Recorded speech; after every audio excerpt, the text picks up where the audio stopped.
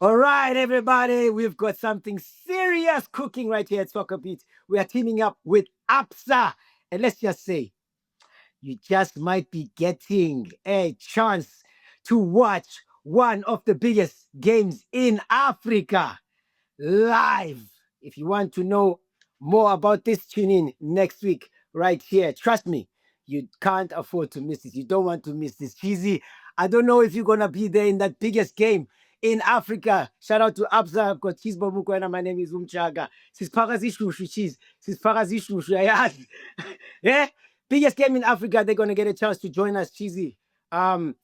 It's going to be exciting. Shout out to Absa for joining us for that. Kaizer Chiefs, Brandon Petersen, the goalkeeper. Bamtela Ngamazi Cheez got into a confrontation with a fan who threw water at him during fan interaction after the game.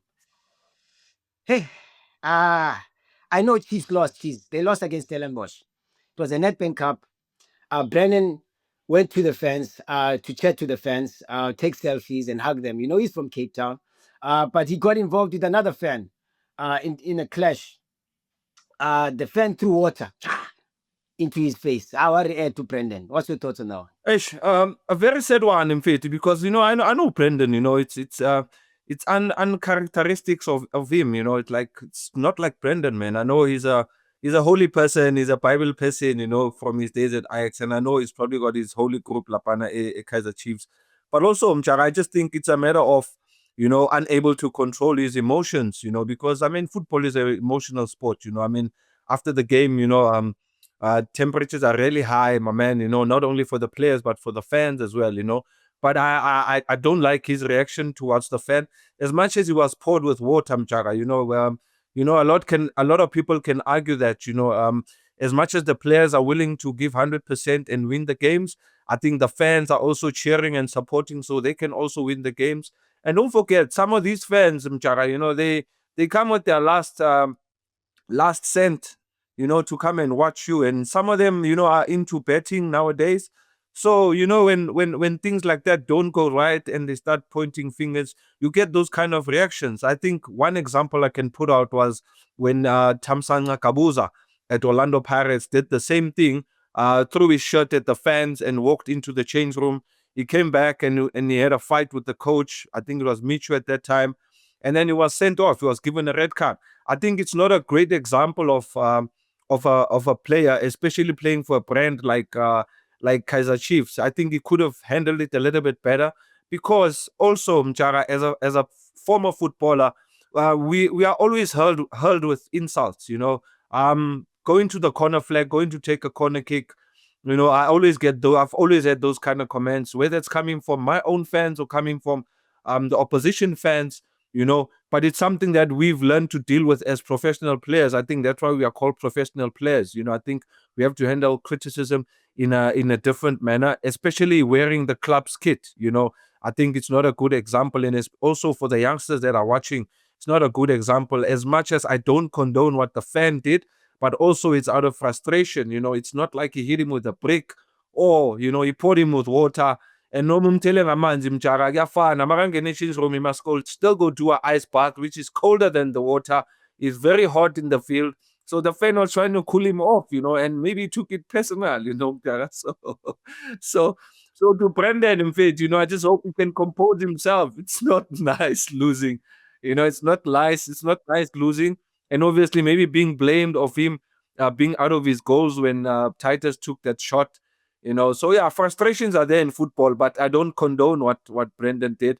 I think he can apologize because as a footballer, you don't want to have a target on your back from the fans, because any mistake that he's going to do, most definitely there is a group of fans that are going to target him and come for him. So not a good sight from Brendan. I'm not happy with that, and also with the fan as well. I think he also needs to calm down and understand that it's a football match. You win some, you lose some. I want to say that, Cheez, it's not the first day of spring where Mabono Mundu you just umtela ngamanzi. It's not the first day of spring. Don't walk around just walking around, spraying water at people, Cheez. It's disgusting behavior. We can't tell if it's a Chiefs fan or a Pirates fan. It doesn't really matter. It's disgusting behavior either way.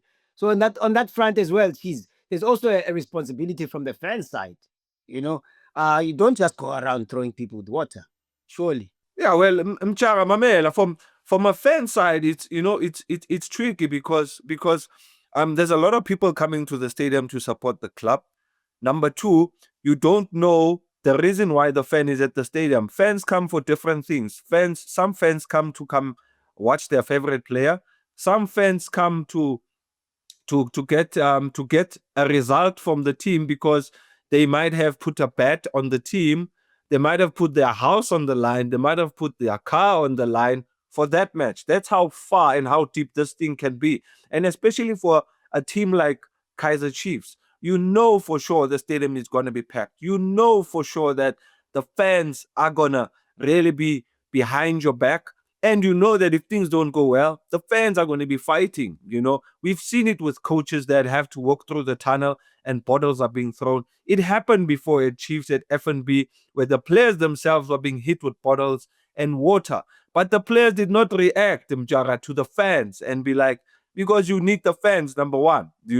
So it's both it's from both sides, where the fan thinks that the player was not giving enough, where the player feels I was giving 100%, and here is this fan now bashing at me and blaming me for the team's loss. So I think it should be more educational for the fans and the players as well. That's why even through defeat, you still need to find players that can still go to the fans and still cheer and celebrate and sing with the fans, as much as the result did not go their way. But I think it's a culture that needs to be there. We've seen it in Europe. We've seen teams in South Africa do that, where even if the team has not done really well, the players still go out and go and and clap hands for the fans and thank them for their support, and try and encourage them that the performance will be much better in the next game so that they can still come through and support the team. So yeah, a tricky one, Mjara, but not a good advert for football and also for a professional player to be acting out that way, out of anger, being poured with water. Yes, Nyazi was not the first of spring, where water will be thrown at you at random. But I think it's a lesson learned, and I only feel that Kaizer Chiefs can probably get to the bottom of that matter in terms of discipline wise. Because if it starts like this, it might not end well, where the fans will actually really take this thing really personal. I mean, a simple thing when a player scores a goal and starts, like, yeah, you guys talk too much. You say I'm not scoring, I scored. Do you know the backlash of that? It's never good. There was a striker that was dead Chiefs who did the same thing. He never played after that because every time he got into the ball, I think whether it was Kivaviro or whoever, and all of a sudden he scored a goal after maybe 10 games, and then it's to the fans like, yeah, you guys have been on my back, you talk too much. Hey, who's the boss now? That's not a good reaction, Mchara, because those are your fans, number one, and they are also voicing out their frustrations. You also need to understand as a player that if you're not doing well, you are going to get that backlash. You are going to get thrown at. You are going to be called different names and whatever names, of which you don't condone. But I think professionally, you are trained to deal with certain things like that so that you don't lose your head and so that you can also represent the brand that you are and the brand that you are playing for. It's not just about you and your emotions, but a lot of people are watching you and a lot of kids are watching you. So your actions are really, really important. Another example, Mjaga, player fighting a ball boy. We've seen that a lot of times, where players have been pushing the ball boys, swearing at the ball boys, and that has changed over time. So even this incident, something that people need to learn from the players and the fans. We are one thing when you're in that field. The players are in the field, you are on the stands, and both of us make this an exciting match. Hi, let's get to Mogazi in the USA. Hey, it sounds quite nice, eh? Like coming to America, Mbokazi in the USA. Mbokazi update. Chicago Fire have been busy. Chicago Fire have been busy this preseason in the States, Cheesy. And many of our SA fans have been following on social media. But they haven't been seeing Bogazi, so they've been asking why hasn't Bogazi's picture in training been featured on these social media platforms. Bafuna ubona intwana in that kit already mesmerizing them, Cheez. And we can tell you, Cheez, Ditejan has got his work permit. We can tell you, even though he left later, he's got his work permit, and we'll be seeing him very, very soon. But for Mogazi, the work permit issues, he's got his visa for the States. He's got his visa for the States, but it's the work permit. So, so that's the hold up. We can confirm that. We can confirm that much. At least Tejana has joined the team. What are you Okay. most looking forward to? The first thing. So ningakhohlwa i-permit. They mustn't forget Now, i-permit. what is the first thing that you're looking forward to seeing about Bogazi when they announce? Maybe they're gonna announce after the show. Bogazi work permit is through. What is the most exciting thing that you want to see, Cheez? What is the most thing? What is that one thing you're looking most forward to? Guys, give me a few seconds of your time. We're now on over 92,000 subscribers on YouTube. Thank you. Once we get to 100,000 subscribers, SoccerBeat will be giving away 50,000 Rand to one lucky subscriber. Help us get there, guys. Please stay tuned for competition details. Good luck from me to you. Well, I think the most important thing I'm looking forward to is to see my boy get his debut. I think that will stick out. I don't mind training sessions because that's time for him to prepare and stuff. We can get the pictures and just see the reaction of his teammates and how is he fitting in. Yeah, and Tejani, not only talking about Mbokazi, but I think what will really stand out for me is to see him make his debut for Chicago Fire. I don't know when that is going to happen, but I'm sure it's something that he's also patiently waiting for. Obviously after the work permit is cleared and everything is okay. For me, that's just the first thing that I'll be looking at. I want to see his first game. I want to see how he handles the league. Obviously, he's probably going to have friendly games before that to try and and adjust and get used to his teammates. But I think the debut is the most important one because I think that will set the tone in terms of his level and his ability in the MLS. I see you guys the weekend, Cheez.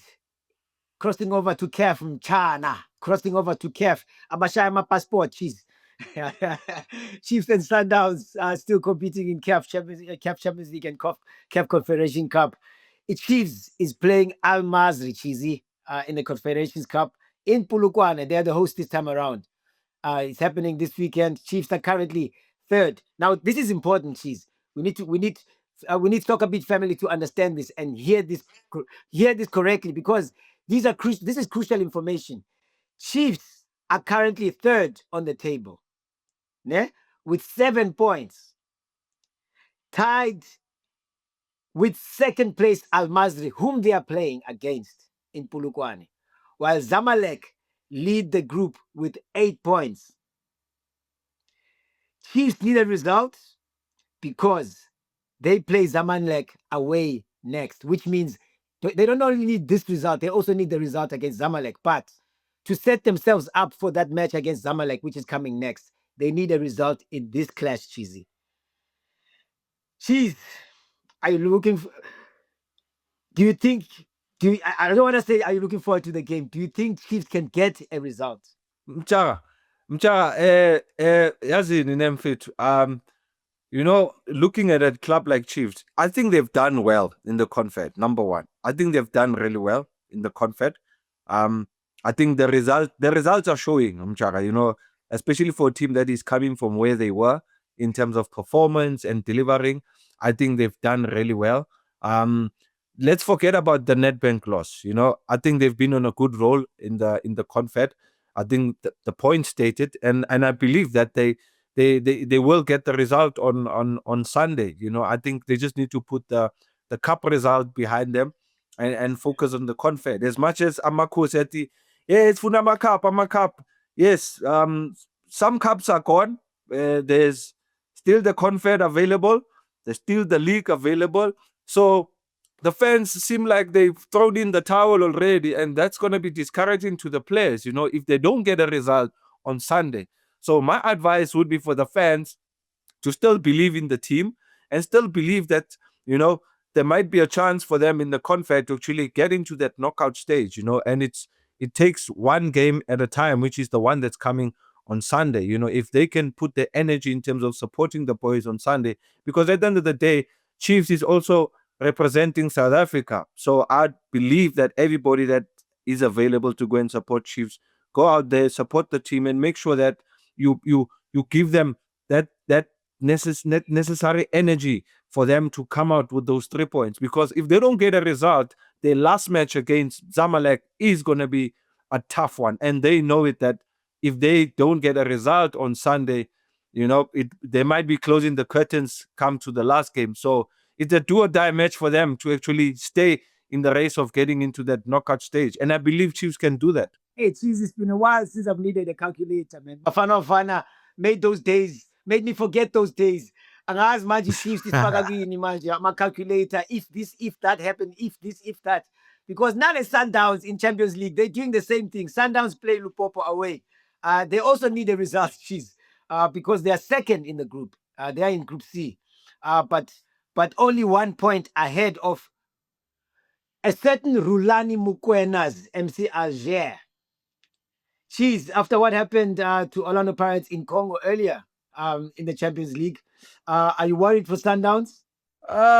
Yes, I'd say a big yes, Mjara, and why I say that, Mjara, is because we've known Sundowns to actually, they know it as well, that they always get results at home, and the previous results, the result, I mean, it did not work in their favor, and it just made it more difficult for themselves because Lupopo is not gonna hand it to them.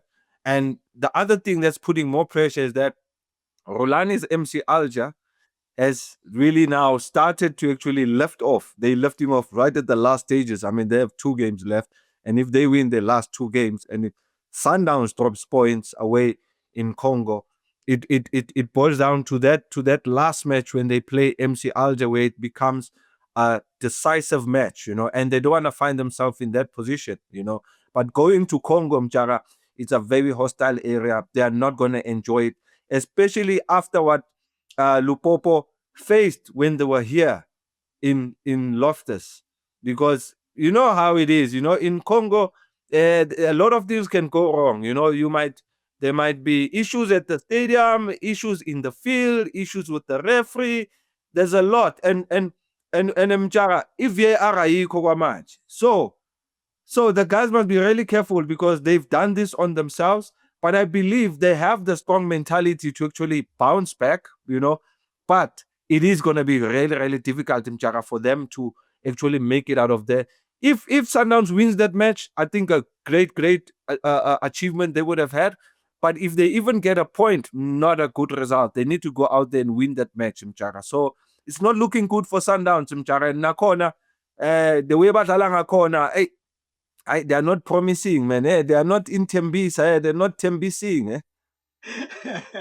makes you think about the days when Coach Mangoba used to talk about Sundowns, how they target the Champions League and how they won it. You target the away games.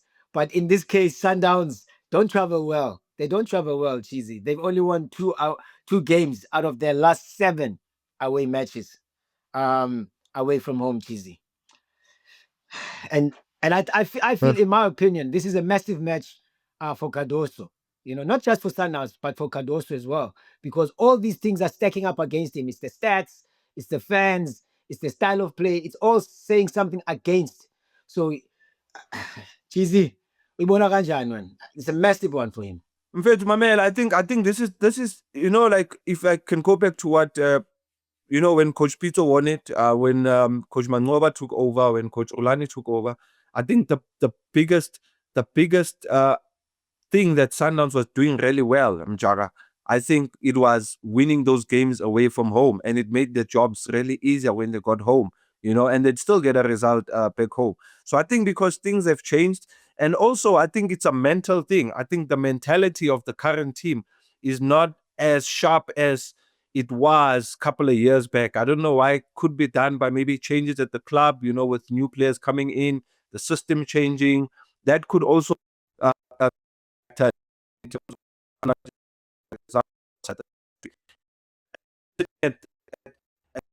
where I'm like, maybe this Sundowns team is not gonna dial what they have to dial outside because of the stats, and it puts more pressure on Cardoso. Everything's been piling up. We're not saying that, the coach head might be chopped off after this one, but the Sundowns fans really, really want to get this Champions League. I mean, they win the final last year. The only thing that they want right now is to get that second star, Mchara, and it does not look like the Sundowns team has got the capability of going all the way. Yes, they got the quality players, but the mental state of the team is not right. Normally, a Sundowns at this stage of the Champions League is sitting comfortably 10, 12 points ahead in the local league. That reduces the pressure mentally, because after the Champions League is probably a league match, and a league match that you have to win. So every game now becomes a pressure game. And now going into a pressure game like this one in the Champions League, I think it just makes matters really worse. So it's going to be a mental thing for Sundowns. I don't think it's going to be a tactical battle or result, but it's just going to be a mental thing from the players that, you know what, we have to take this game and win this game and wait for the next one and see whether we can get the 3 points and catch up with Orlando Pirates, and Chiefs is right behind the neck. So the pressure is too much now. It's not like the previous seasons where they've given themselves a gap to focus on the Champions League. I get Cheez. It's that time. Yes, it's that time. What you got for us is the Absa Untold story right here on SoccerBeat. Spateleli this week, Jayami. Sidumchara, mamela skoko sami, SoccerBeat lovers. I'm just gonna share one of my personal stories when I was 15 years of age. I'm playing for the national team under 17s. We were playing the COSAFA. We actually won that COSAFA under 17s. We were in Polokwane. I had a game against, I think we were playing, if not Swaziland or Lesotho, at Seshego Stadium. I'm 14 years, about to turn 15, but I'm playing for the under 17s. Not yet signed at Pirates, first team, but I had a splendid tournament, Mjara, and immediately after the tournament, I get a call from, no, I did not get the call. My mom gets a call because I got back home. It was on a Sunday. I'm back home. Tournament's done. Got my medal. I got my player of the tournament. My mom gets a call from Chico Twala, Mama Real Dwaba at Ria Stars. Those that do not know, Ria Stars was a massive team at that time. They had the likes of Lakili Khwati before he got to Pirates, Tapelo Liao, Sydney Mshikaro. They had Frank Makua. So, mang sendlini olid lam lithi hey, Chico fetsa mfounela ke how Chico ilaba shibambam. Yes, shibambam. Okay. And he used to rap. He used to rap. So you thought, hey, somebody he knows. Yeah. Ngita. Oh yeah, no, obvious. No, he's a legend in the music. Like, no, he's part and parcel of Ria Stars there with Mama Real Dwaba. They are asking for your signature, my boy. Hi, are you sure you want to go stay in Polokwane and play for Ria Stars? What about school? Mama, no. Ria Stars. That time I'm a Paris development player. So it gets to the chairman. When it gets to the chairman, my father gets a call now. It's like, please guys, next week on Monday, can you please come to the office? We need to come finalize this thing with this boy. So Pirates was under pressure at that time, Mjara, because I could have signed with any other team at that time, Mjara, because Ria Stars was right there at the door. And you remember those days we had the Coca-Cola Flare moments, So I was there, scoring goals for the under 17s. And there was talks that Ria Stars is going to take this boy. Hey, I can do chairman. I want to, hey, I land the checkbook fast. No. I can't lose the mozzarella. Hey, there's something here. So, yeah. So, those that do not know, guys, I could have signed for Ria Stars. But because I was born like this and I'm probably going to live like this, the rest is history.